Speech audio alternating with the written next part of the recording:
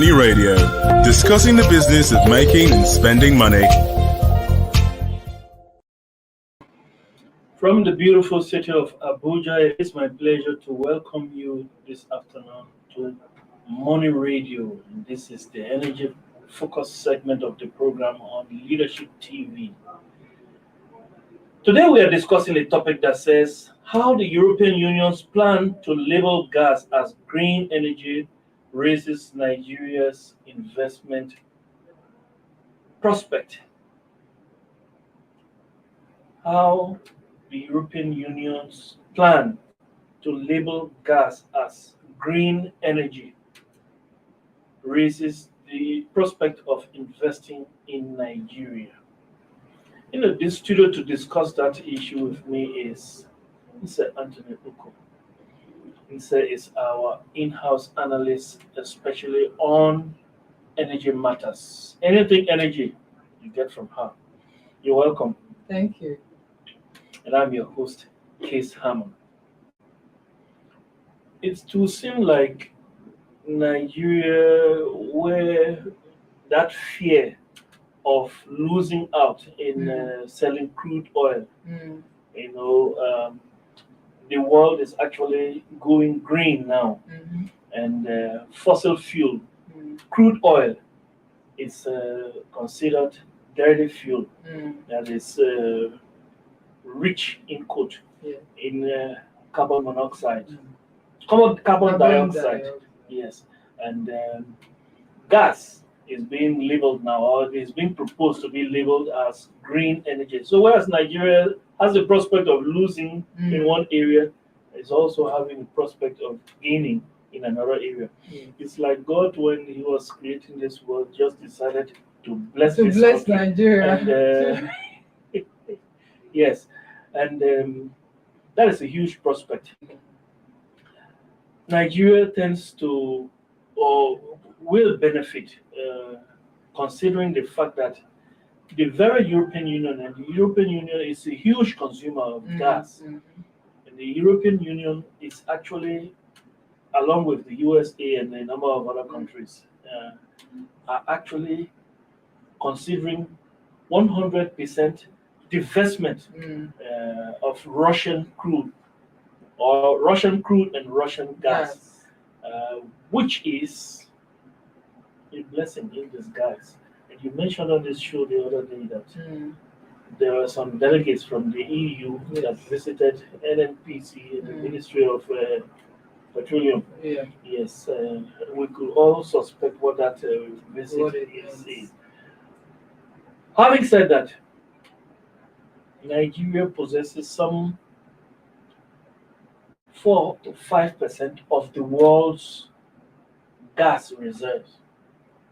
In fact, that gas reserve is so huge that Nigeria consumes locally or internally, Nigeria consumes 306.8% less than the reserves that she has underground. That is so huge. Having said that, let's look at the prospect for Nigeria. Is there anything? We are looking today at the opportunities right now that, of course, we are not, the world has not completed. In fact, it's still in the inchoate process of divesting from crude oil. So Nigeria still stands to gain from crude oil. And then this huge prospect is presenting itself now. Yeah, you may say that Nigeria still stands to gain from crude oil, but before now, there was the issue of delay in passing the petroleum industry bill into an act. And so, as a result of that, a lot of investments that would have continued undisturbed before this increase in the call for to end investment in fossil fuel would have continued if Nigeria had put in its house in order early enough. But that delay had meant that a huge lot of investment were stalled because the regulatory atmosphere was not conducive for many of the internationals Yes. to continue to put in resources into the oil and gas sector.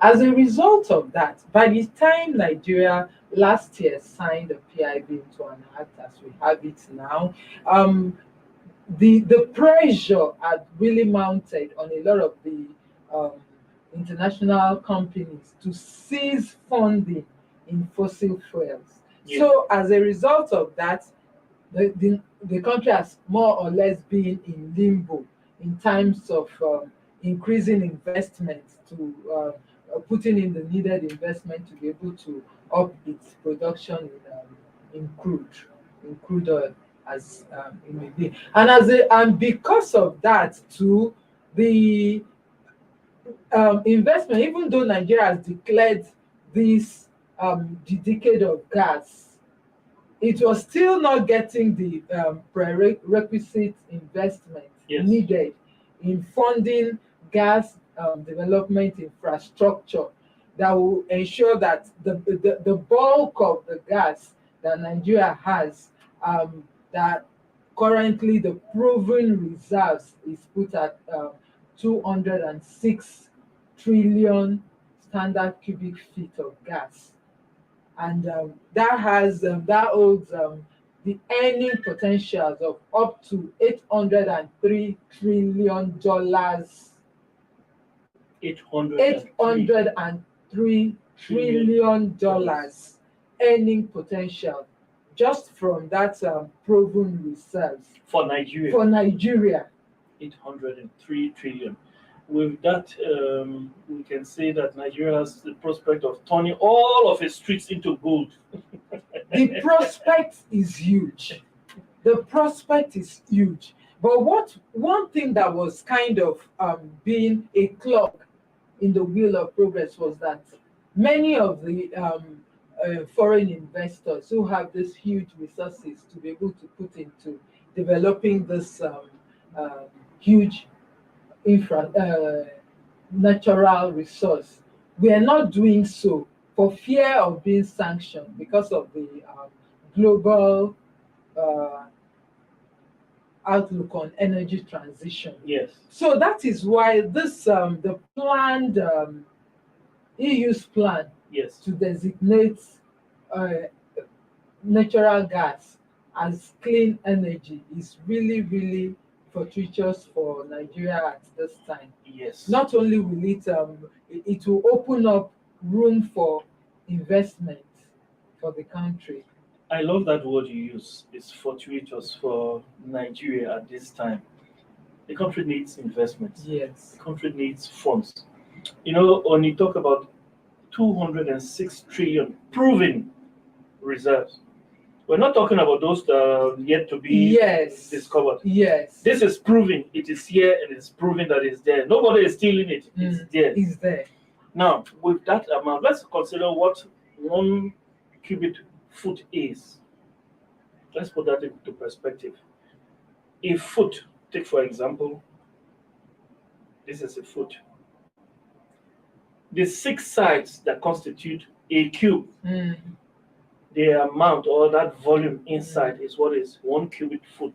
We're talking about 206 trillion. This country is rich. Yes. And that amount you mentioned, you know, 1 cubic foot of gas right now is somewhere around $3 to $4, if I'm not making a mistake. I'm beginning. I'm having a faint remembrance of National Economist data page that gives all of these. But that amount should be around, even if it's $1. We're talking about 806 trillion. That is, if it is $1, but you know, the potential is so huge. It's so huge. Now, It's so huge. Considering that proposal passes through, because actually gas is clean energy. Gas is clean energy. You are looking at me as though I am saying something strange. The EU, they have their own specification specifications. Yes, Yeah. yes. But we'll talk about crude oil. We know that it's fraught with carbon monoxide, carbon dioxide, and Yeah. carbon monoxide. Yes, these are harmful gases. Mm. But when you are burning gas, even if it's cooking gas or whatever gas, it goes into the air relatively clean. Mhm. At least its effect on greenhouse emission. We'll talk about greenhouse Yes. emission. Gas does not really pose that much of a threat Mhm. to health. Mhm. Yes, so we can say the gas Yes, is clean of energy, course. relatively clean energy Yes, compared to crude oil. yeah. So if gas is clean energy, let's hope that this proposal will scale through. Will scale through and because then- of course the supporters of you know clean energy they're saying they're going to veto it when it gets to the legislation. Who is saying that? In Europe, of course, there's a lot of debates going on.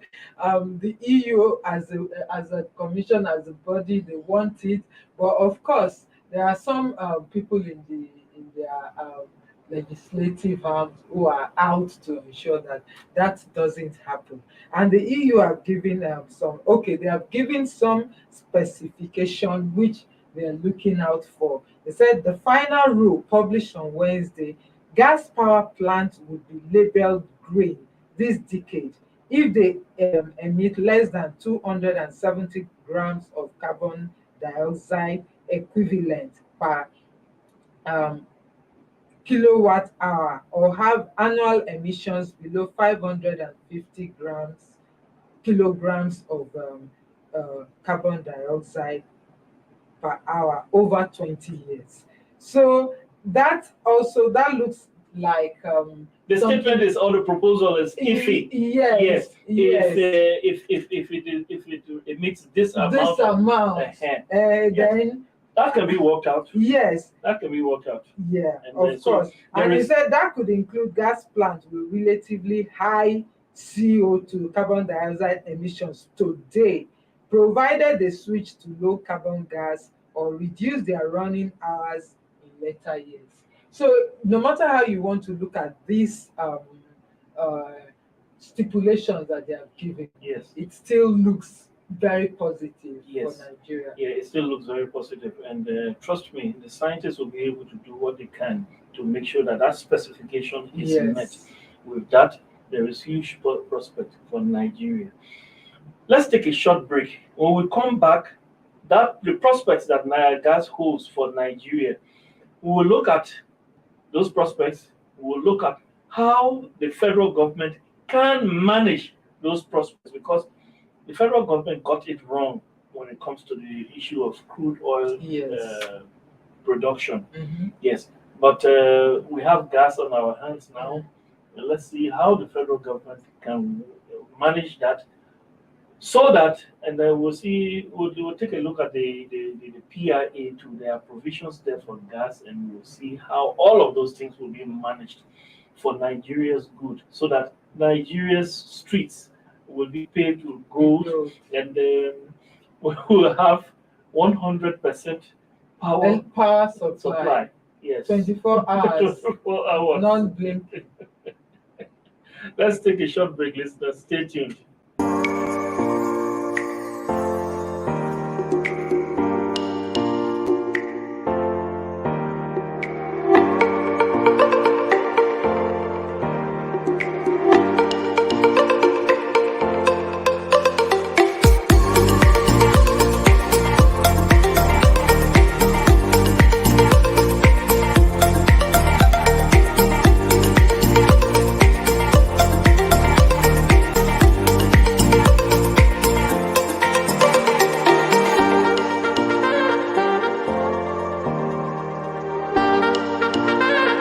For sponsorship and advert placements, please contact 080-3688-6158. Last Word Leadership Podcast Studio. You have the last word.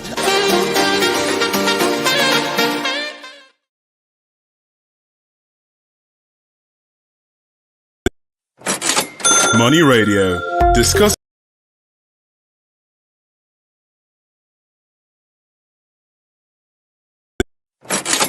Money Radio. Discussing the business of making and spending money. Welcome back, viewers. You're still on to Money Radio on Leadership TV, and this is the energy focus of the program. In the studio with me is our in-house analyst, especially on energy matters, Mr. Anthony Luko. And I'm your host, Case Hammond. Just before we went on that break, we were talking about what the PRA holds and what mistakes can be, what the federal government can learn from the mistakes that were made when it comes to the exploration, the production of crude oil. Let's look at what the federal government can do. Now, in the Petroleum Industry Act, there are provisions there for host communities.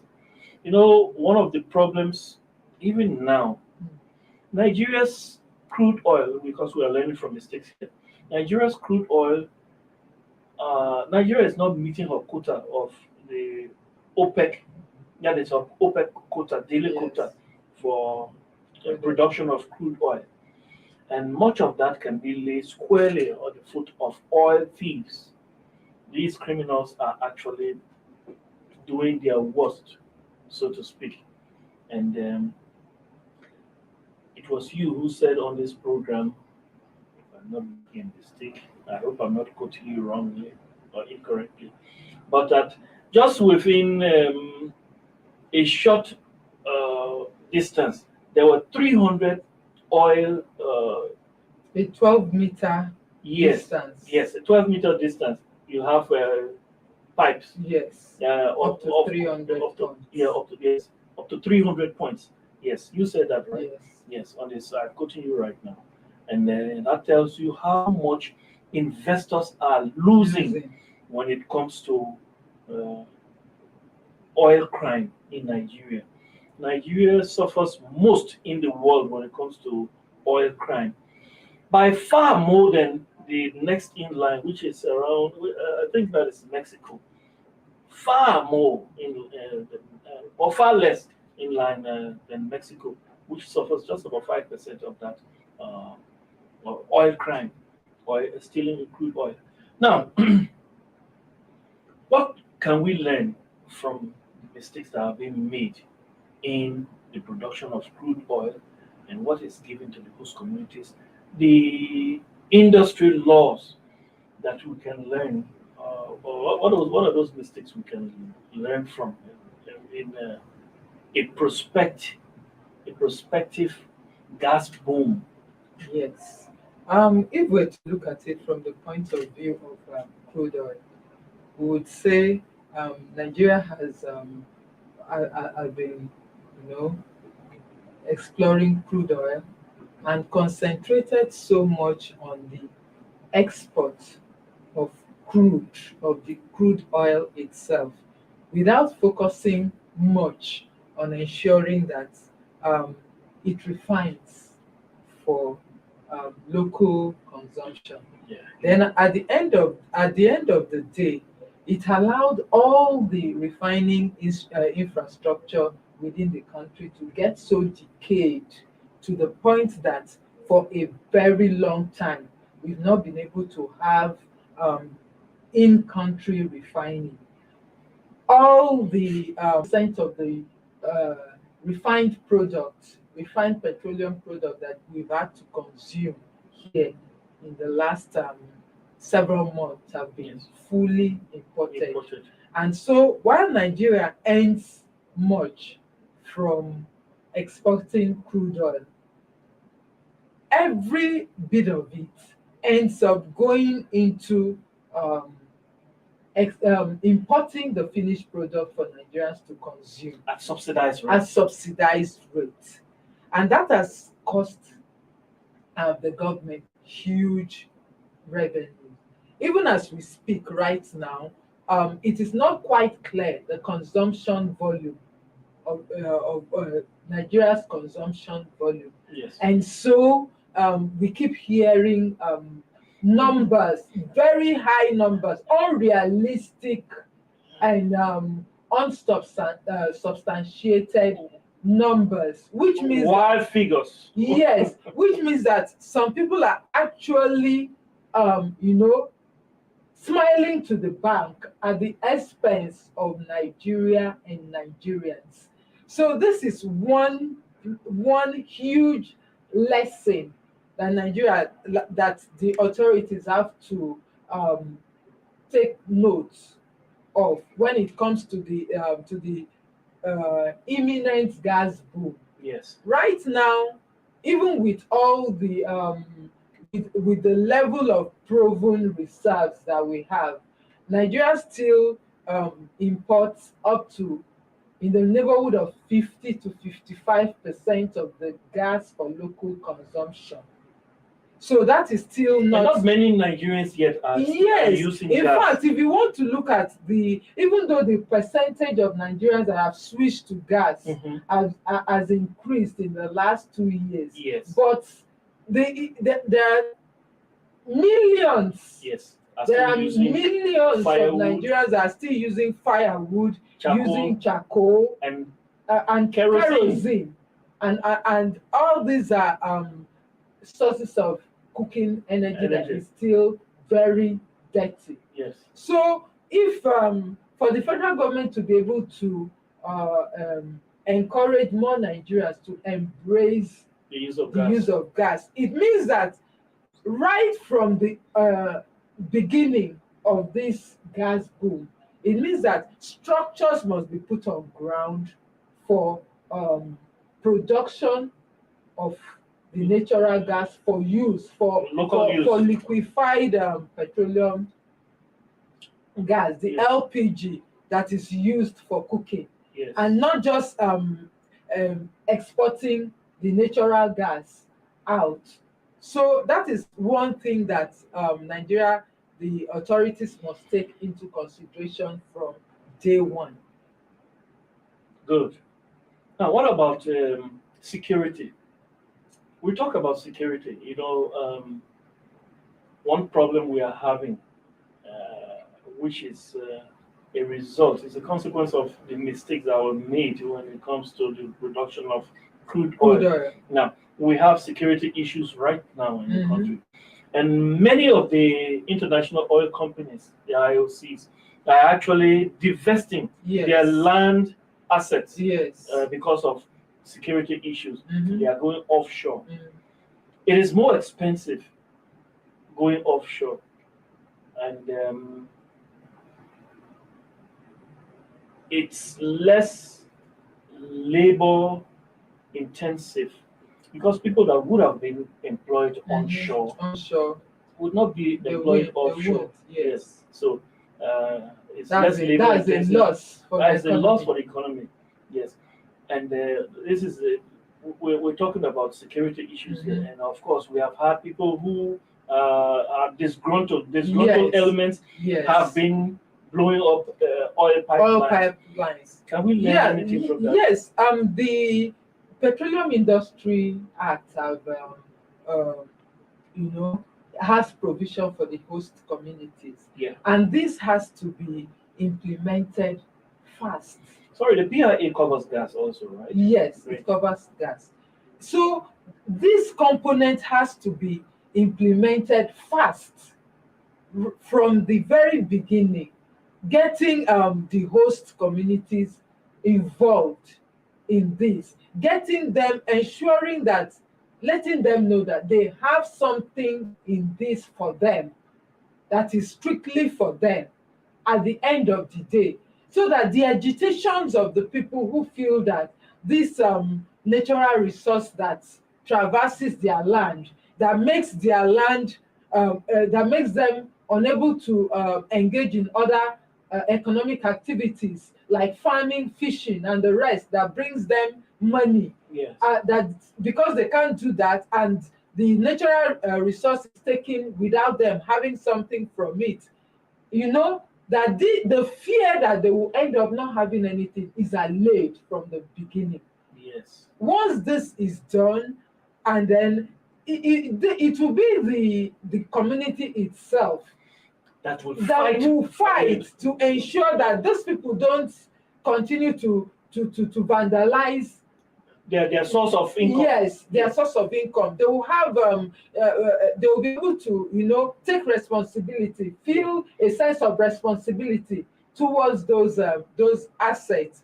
And then it's very dangerous to blow up gas pipeline. It's not like crude oil. It's not like crude oil, and I hope. Of course, the crude oil will just spill. Yes. Gas but this burn. one, it will emit everywhere, and it will the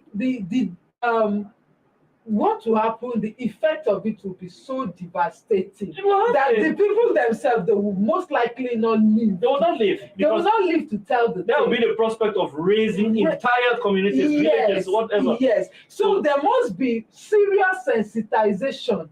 Exactly. There must be serious sensitization about the dangers of gas. Yes. Compared to crude oil. Yes. So that they don't begin to think that it's business as usual. Yes. You have a point there. And also with this now, the companies, the oil companies, the investors, they also have an advantage here because right now they explore crude and gas is wasted. Yes.